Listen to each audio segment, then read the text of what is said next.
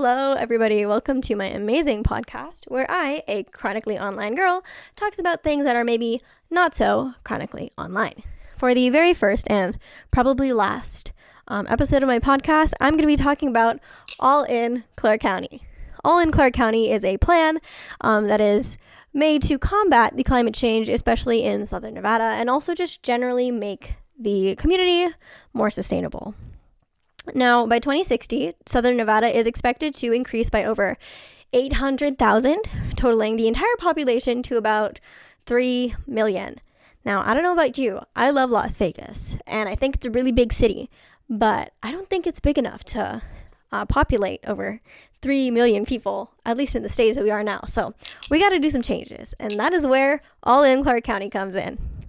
This plan is split up into two different parts, the community as well as the county action plan. As of today, for this podcast, I'm going to be focusing more on the community aspect just because I feel like that's a little more applicable, but the county aspect is also very important.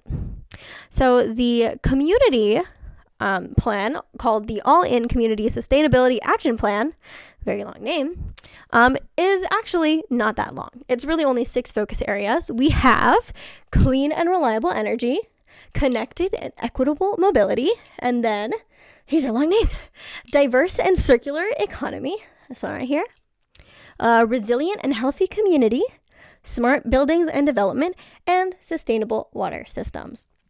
At the end of the day, it really is only 6 things. So there's really a lot of things that we can do to help the environment. Today, I'm really only going to be focusing on 2, the energy and the mobility, but the other ones are equally as important. So the very first thing we're going to talk about, which is the very first focus area, is clean energy. This basically means you're going to start utilizing different energy sources like solar is kind of the main one, as well as wind power. Not so much water. Water is a little more difficult, at least on the community or like a smaller aspect. It's more on a larger aspect, hence the Hoover Dam. But nonetheless, alternative energy sources.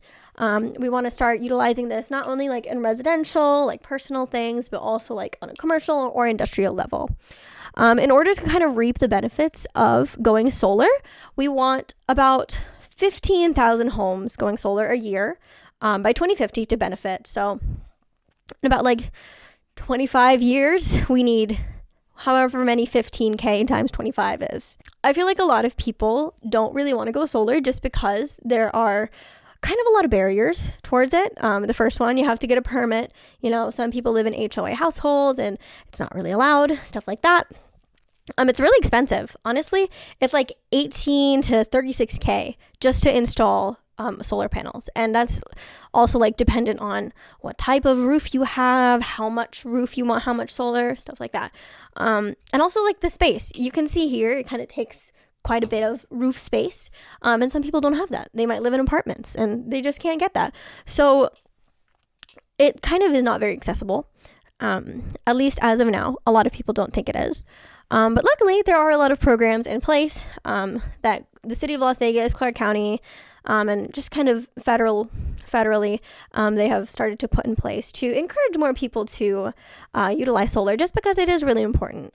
Very first one, the city of Las Vegas is making really transparent checklists for people who want to switch to solar. They're basically saying step 1 here, step 1 here, or step 2 here. They're telling you like a step-by-step how to get solar.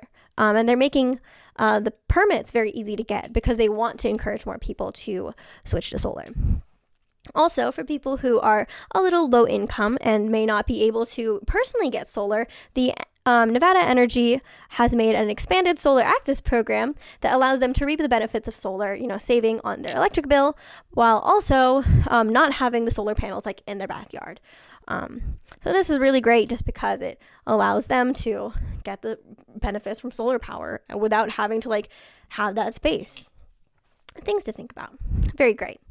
I definitely think that switching to solar is a great way to help the environment and also just like save out on costs, even though it is a really big cost upfront to get them in. But I definitely think that solar power is a great way to start giving back to the environment. So next, I'm going to be talking about motility.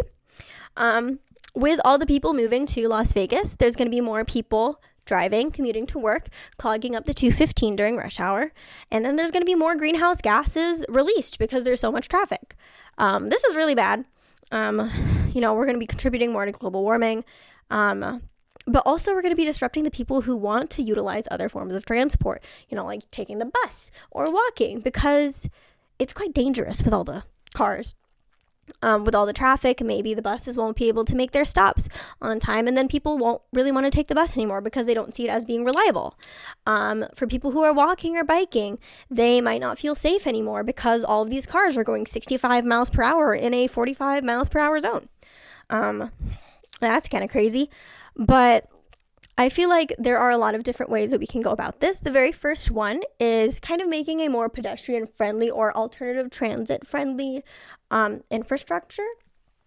We can definitely widen bike lanes to make them feel safer, as well as making pedestrian-friendly infrastructure. You see this very wide sidewalk, this kind of buffer, protecting pedestrians from any oncoming traffic. Which all in all just makes it a little bit more attractive for people to use alternative transit. And these initiatives are part of the Complete Streets initiative in Vegas. As well as another solution is switching to electric vehicles. Things like Tesla, stuff like that, is a really great way to kind of reduce using gas and thus greenhouse gas emissions. Personally, there are a lot of barriers that I can think of when it comes to using Teslas or like electric vehicles in general. Teslas is just the only one I know. Electric vehicles are very expensive. I mean, I don't even know how much. They're thousands of dollars. They are not as much as my 2010 Nissan Versa. Let me tell you that. They're just very expensive, and hence they're not accessible to everyone. And you also need to find out a way to get that alternative fuel, get that charger. Not everyone has a charger at home. Some people may not even have a charger within like 5 miles of them. So what happens when their electric vehicle dies? I don't know, because I don't have one.